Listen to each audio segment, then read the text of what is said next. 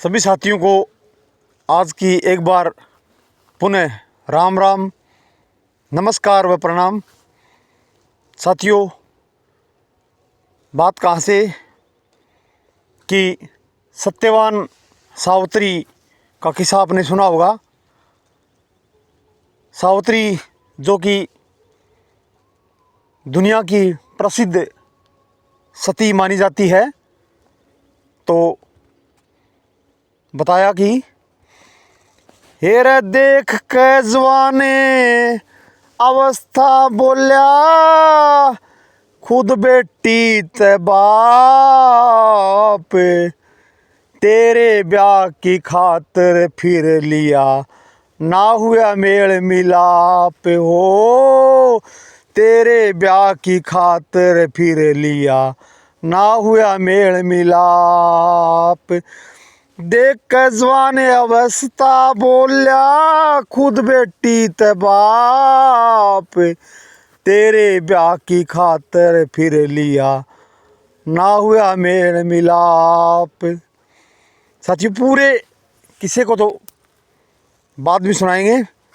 फरवरी 1 में हरियाणा के बरवाड़ा में मेरी शूटिंग होने जा रही है, तो उसके बाद पूरा किस्सा सुनाऊंगा। लेकिन सत्यवान सावित्री का किस्सा आपने सुना होगा कि किस तरह सावित्री का जन्म होता है। सावित्री के पिताजी का नाम अशोकपति होता है।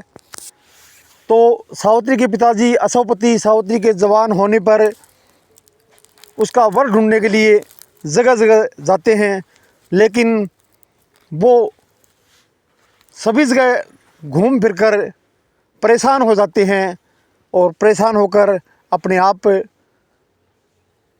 मन में सोचकर, मन में विचार करके वो सावित्री को बोलते हैं कि देख कर जवान अवस्था बोलिया, खुद बेटी ते बाप, तेरे ब्याह की खातिर फिर लिया, ना हुआ मेल मिलाप।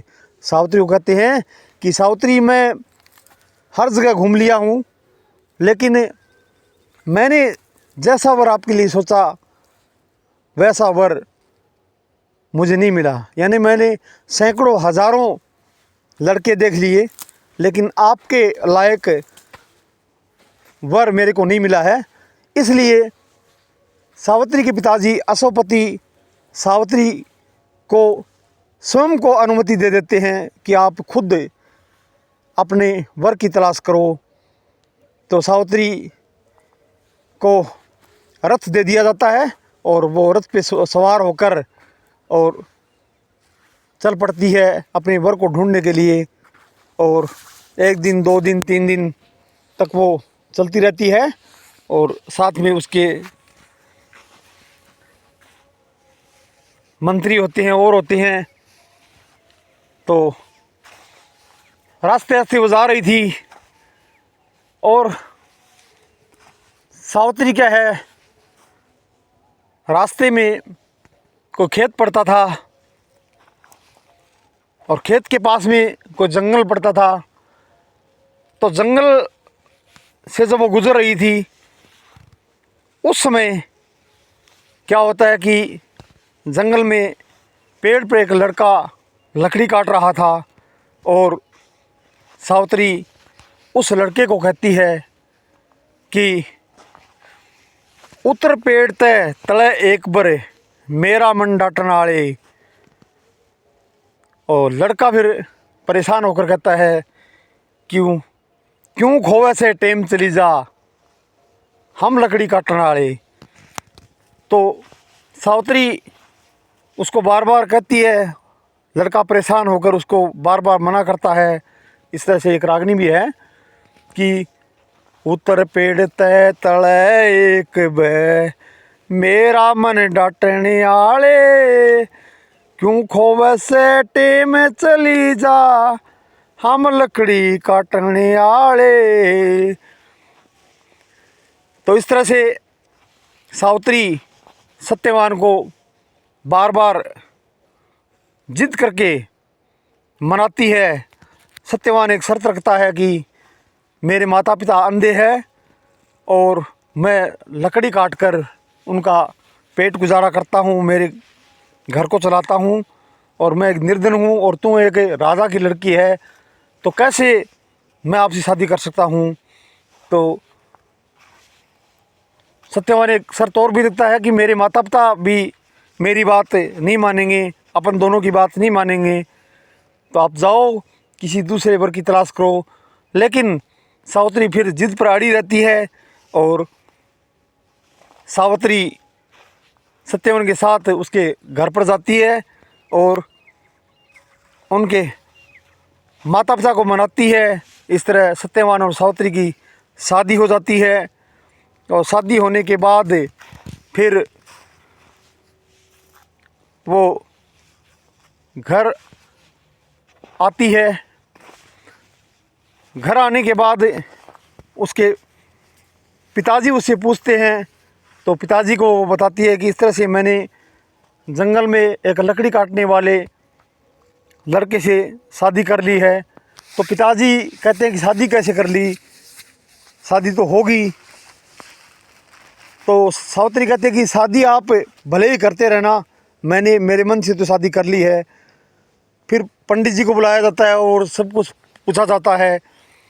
तो बताया जाता है पंडित जी के द्वारा कि लड़का गुणवान, शक्तिवान, रूपवान ज़रूर है। नाम सत्यवान है उसका और वो रूपवान, गुणवान, शक्तिवान है, लेकिन उसकी उम्र मात्र 1 वर्ष शेष है। तो ऐसे में सावित्री की शादी करना अनुचित है।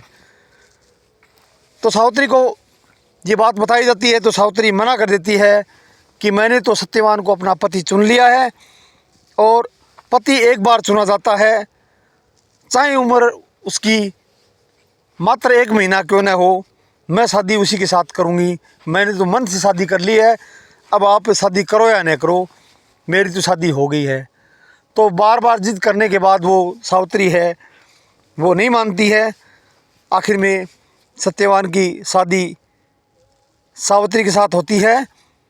और इतिहास में पहली बार ऐसा होता है कि लड़की लड़के के घर बारात लेके जाती है। तो सावित्री है वो सत्यवान के घर बारात लेकर जाती है। सारा खर्चा वधू पक्ष का लगता है, वर पक्ष के घर पर भी। और क्योंकि सावित्री एक घराने की थी, राजघराने की थी, उसके पिताजी एक महान राजा थे। इस तरह से सत्यवान सावित्री की शादी हो जाती है। और शादी होने के बाद फिर वो साथ में रहते हैं। और एक दिन ऐसा आता है कि वो तो दिन रात गिनती रहती थी और सत्यवान रोज़ लकड़ी काटने के लिए जाता था, शाम को घर आता था। और वो दिन अभागा दिन आता है, उस दिन सावित्री सत्यवान के साथ चलने के लिए तैयार हो जाती है कि आज मैं आपके साथ में चलूँगी। तो सत्यवान उसको बार बार मना करता है कि आप मेरे साथ में मत जाओ, क्योंकि आप एक राजा की लड़की हो, फूलों की सेज पर बैठी हो, एक राजघराने में रही हो, तो आपके कांटे चुभेंगे और शहर में गिद्दड़ शेर वगैरह हैं, आपको डर लगेगा, तो आप मत जाओ। लेकिन सावित्री क्या है कि मन जिद करती है और साथ में जाने के लिए कहती है और उसके साथ में चल देती है। और वहाँ जंगल में जाने के बाद सत्यवान जब पेड़ पर चढ़कर लकड़ी काटना शुरू कर देता है तो उसके सिर में दर्द होता है, वो नीचे उतरता है और उसका सिर चकराने लग जाता है। तो इस तरह से वो कहता है कि सावित्री मेरा जी घबरावे, तू सर गोड्या में धर ले, मरती बरिया प्राण पति के लाड आखरी कर ले। सावित्री मेरा जी घबरावे, तू सर गोड्या में धर ले, मरती बरिया प्राण पति के लाड आखरी कर ले। इस तरह से सत्यवान है वो क्या है कि उसमें मूर्छा में पड़ जाता है, सावित्री को पता होता है और सत्यवान की मृत्यु हो जाती है। और उसकी आत्मा को लेने के लिए 4 यमदूत आते हैं। तो सावित्री है वो उसके प्राण देने के लिए, उसकी आत्मा को यमराज के दूतों को देने के लिए मना कर देती है। तो वो जिद करते हैं, लेकिन सावित्री के पास एक शक्ति होती है कि सावित्री लगातार 3 घंटे तक एक पैर पर खड़ी रहकर सूर्य देवता की तपस्या करती थी। तो सूर्य देवता उस पर प्रसन्न हो जाते हैं। तो सूर्य शक्ति थी सावित्री के पास में। तो सावित्री सूर्य शक्ति से उन यमदूतों को भगा देती है। तो यमदूत जाकर यमराज को बोलते हैं कि हम सत्यवान के प्राण नहीं ला सकते, क्योंकि उनके पास एक बहुत बड़ी शक्ति है सावित्री के पास। तो यमराज खुद उसके प्राण लेने के लिए जाते हैं। और जब यमराज जाते हैं तो यमराज को सावित्री कहती है कि मैं इनके प्राण नहीं दूंगी, चाहे कुछ भी हो। तो बाद में फिर यमराज समझा बुझाकर किसी तरह से सावित्री को कहते हैं कि आप जो भी हो मांग लो, लेकिन इसके प्राण आपको नहीं मिलेंगे। सत्यवान की आत्मा है, सत्यवान के प्राण है, वो तो अब जा चुके हैं, इसके बदले में आप कुछ बोलो। तो सावित्री कहती है कि मैं 3 वर मांगूंगी, 3 वरदान आप मेरे को दे दोगे तो मैं सत्यवान के प्राण आपको दे दूंगी। 3 वरदान में पहला वरदान ये था कि मेरे सास ससुर अंधे हैं, उनकी आँख है वो सही हो जाए, आँखों की ज्योति लौट आए। दूसरा वरदान, मेरे एक भाई नहीं है तो मेरे भाई होना चाहिए, तो मेरे 100 भाई होने चाहिए। तो तीसरा वरदान फिर मांगा जाता है कि मेरी कोख से एक पुत्र पैदा होना चाहिए। तो यमराज तीनों वरदान में बोलते हैं तथास्तु तथास्तु तथास्तु, मतलब ऐसा ही होगा। तो पुत्र के बारे में तथास्तु कहती है सावित्री, कहती है कि यमराज आप सोचो कि आपने ये बोल दिया कि आपकी कोख से पुत्र प्राप्त होगा, तो मेरा पति सत्यवान है और सत्यवान मेरा पति दुनिया से चला गया है, इसके प्राण आप ले जाओगे तो मेरी कोख से पुत्र कैसे पैदा होगा। तो यमराज चक्कर में पड़ जाते हैं और सावित्री की चतुर विद्या को देखकर वो पागल हो जाते हैं और चकरा जाते हैं और मन ही मन में सोचते हैं कि ये तो बहुत ही दैवीय शक्ति है। तो